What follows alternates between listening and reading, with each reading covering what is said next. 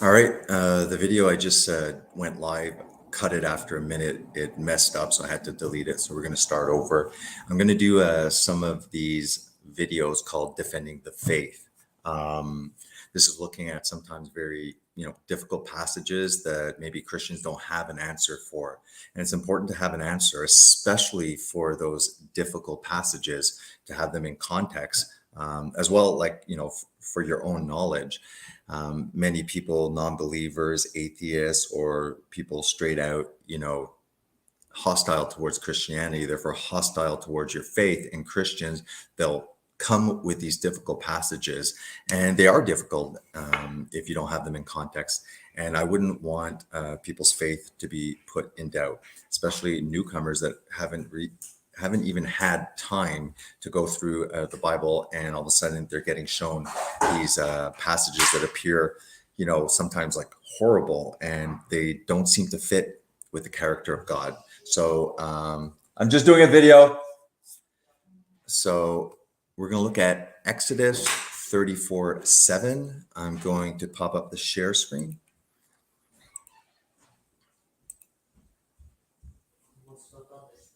Hey?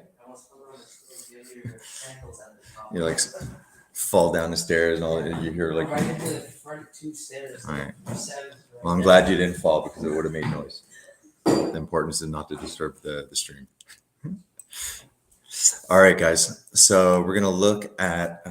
Hey, can you get me a glass of water? Too much salt, I think, in my food. I'm like dying of thirst. So we're gonna look at Exodus 37. We're just gonna start at Exodus 34 and get to 37 just to have a bit of context as well.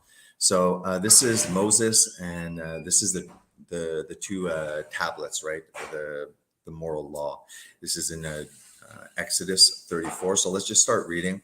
And the Lord said to Moses, who the two tables of stone like unto the first, and I will write upon these tablets the words that were in the first tablets, which thou breaketh. This is like old King James. And be ready in the morning, and come in the morning onto Mount Sinai and present. Thanks, man. Oh, ice. Sweet. You trying to suck up for something? Okay.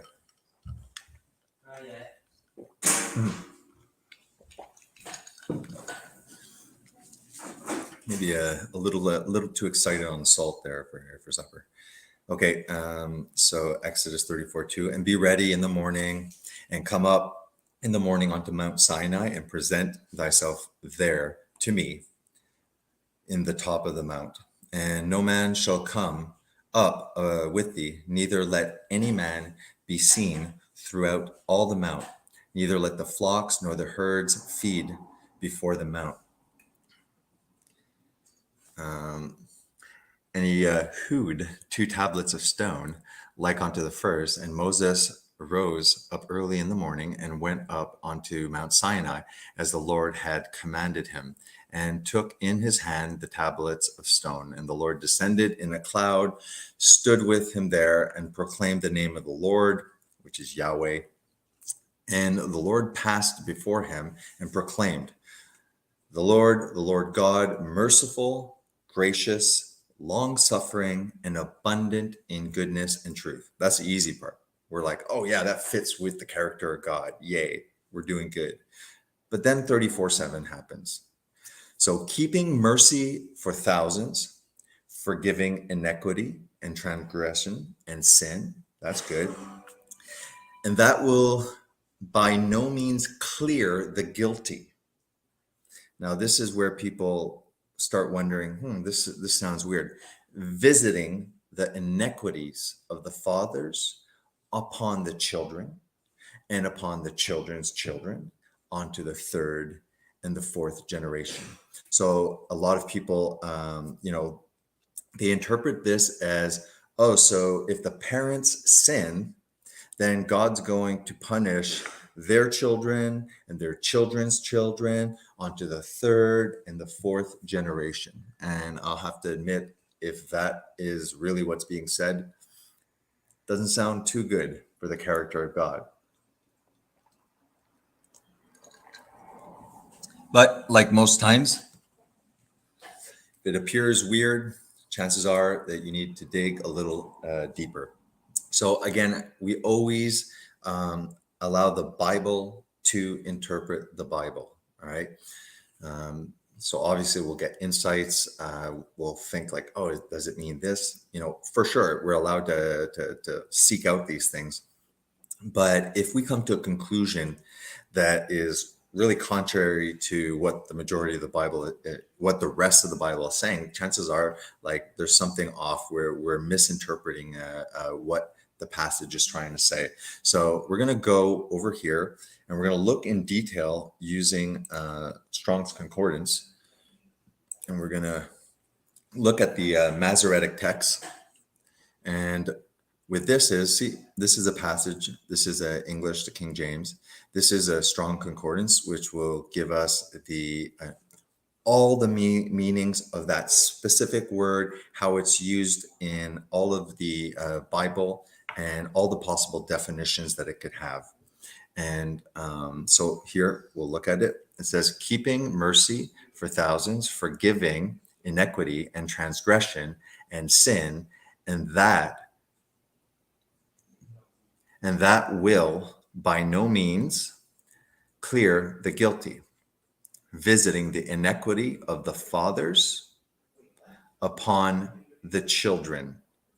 All right, so first of all, let's look up here, visiting, okay? Because a lot of people will go back to, a lot of people say like, oh, visiting the iniquity of the fathers onto the children, as if like, oh, the father's sin, iniquity, and guilt, God's going to take it all out on the children, and as we go down to the fourth generation. I mean, that doesn't make any sense. So the first thing we got to do, we got to go look somewhere in the Bible, and we'll look at over here, Ezekiel. So Ezekiel 18:20 says, the soul that sinneth, it shall die. The son shall not bear the iniquity of the father, nor shall the father bear the iniquity of the son. The righteousness of the righteousness shall be upon him, and the wickedness of the wicked shall be upon him.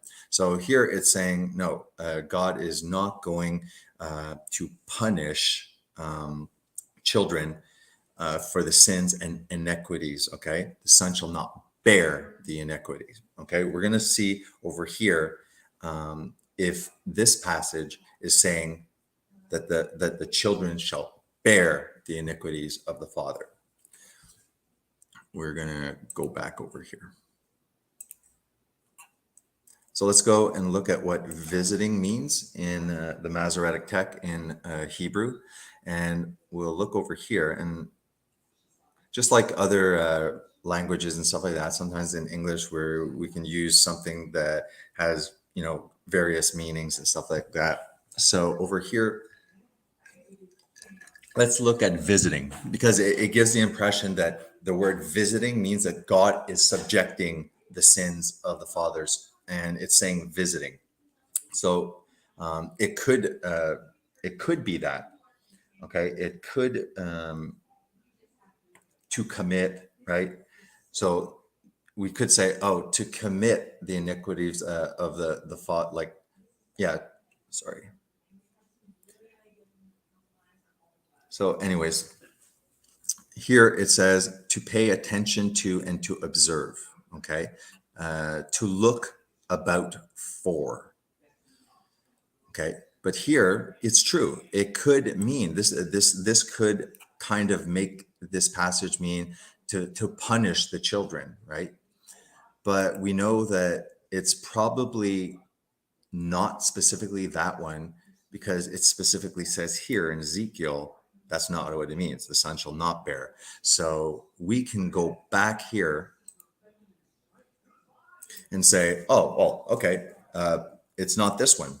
It can't be that one, because Ezekiel says that doesn't happen. So it's probably more along to observe, and that makes sense. So let's go back. Let's just keep that in mind. observe. Let's add visiting and say observe, right? And so if we look at visit, right? Don't forget,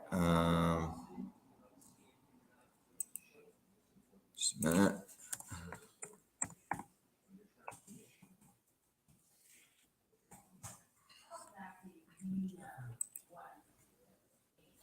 All right, thanks. Yeah, I'll just like switch back and forth. So now we can say maintaining love to thousands and forgiving wickedness, rebellion, and sin. Yet he does not leave the guilty punished. And here you see they use this word. He punishes the children and their children for the sins of the parents to the third and fourth. Okay, and this is what happens with translations. The translators go to the Masoretic text, looks at context, and sometimes they decide to use a word or use one of its versions that is really not accurate. And people criticize all the versions, but it doesn't matter because we have the original manuscripts. So we can always go back and go, yeah, that doesn't make sense. Let me see what the other ones say.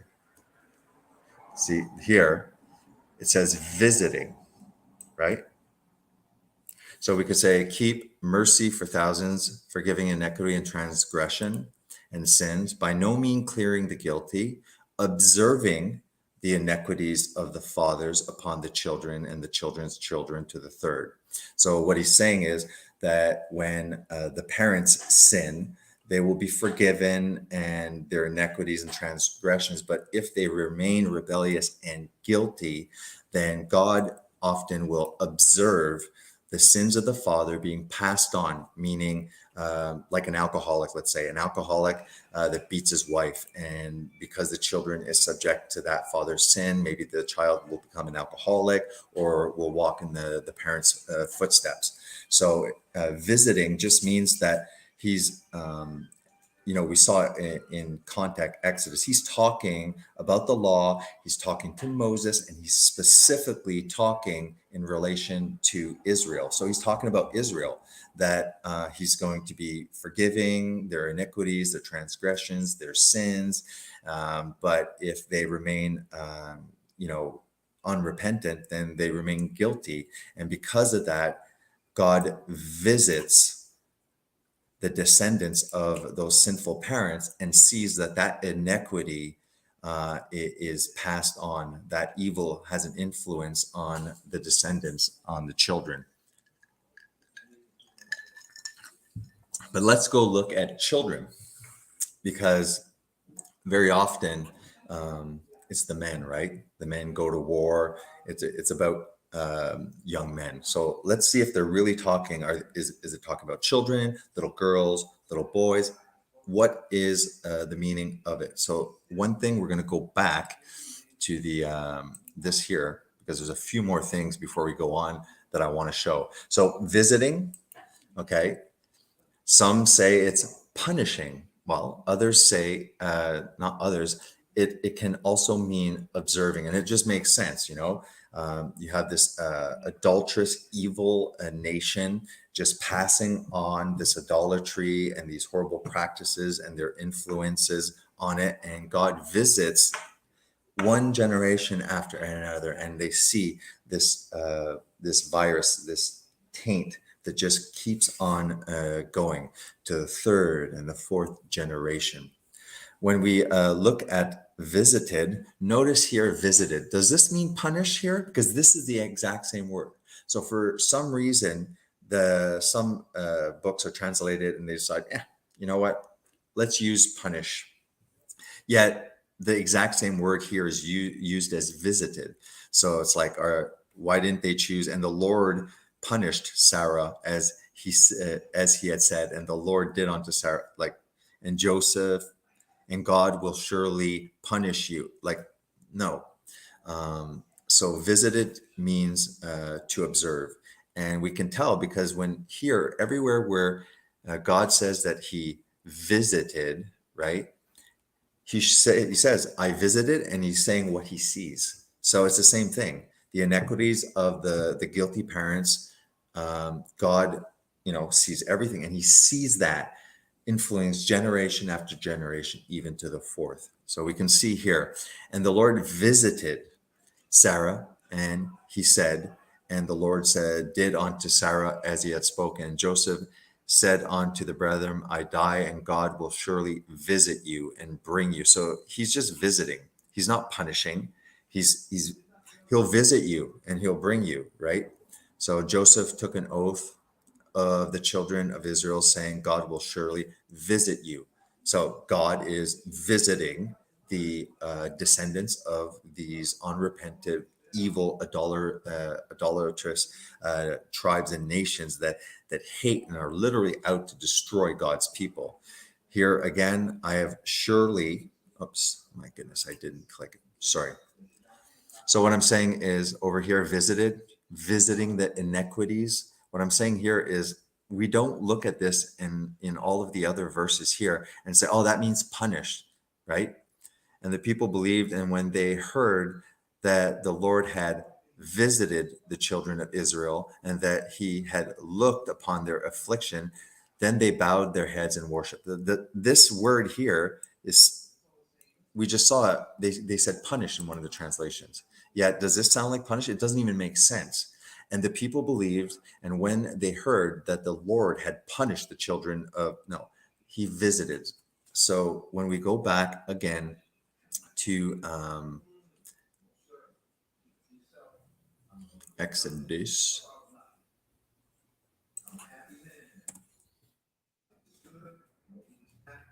sorry, here, okay. What else? See, it could be punish. You could say even appoint, commit. These ones sound charge. It's true. These ones could be chosen, and it really looks like he's throwing the sins. You know, it's like we're punishing your children for your screw ups. But why don't they choose maybe number as well? All right. So if we look at here, when thou taketh the sum of the children of Israel after their number. So, anyways, it's just to say that.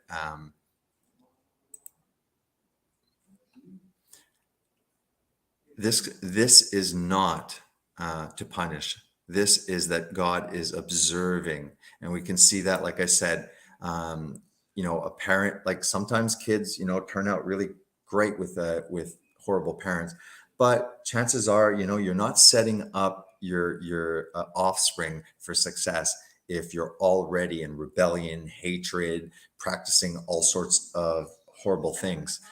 Chances are that kid will be screwed up, and that will just keep on doing itself over and over, meaning third and fourth generation means it has a long lasting effect. So let's go to the next thing that I want to see. Let's check out the children. So we have visiting. Visiting does not mean that he is putting the inequity. He's just visiting. He is observing. When he goes to see these people, he knows that what the parents did, they were unrepentant, and he sees the destruction that occurs to the children, to the next children. It is long lasting. Over here, the children. Okay. So right away, I just want to say this. Children, okay. When you looked over here, the children, do you see this word ben? Even before I go anywhere, okay, I know there's Messiah ben David, meaning Messiah, son of David. Messiah ben Joseph, Messiah, son of Joseph. So they're using children, but every person who speaks Hebrew knows that Ben means son, specifically, not daughter, not children, son. And son doesn't mean an underage person. It means that their son, their offspring. Once the son has, so this is again, unfortunately, not a good translation. See, children, Ben.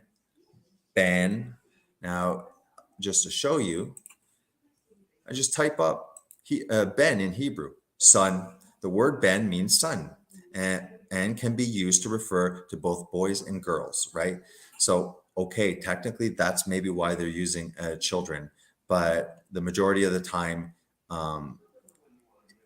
it means son. See, the word ben is a form of Hebrew, which means son of my right hand, and stuff like that. So, customary format for Jewish or Hebrew names of a Jewish male. So, not sure about here, but if it is, most Jews and stuff like that, Ben means son. You see, Ben Amim, son of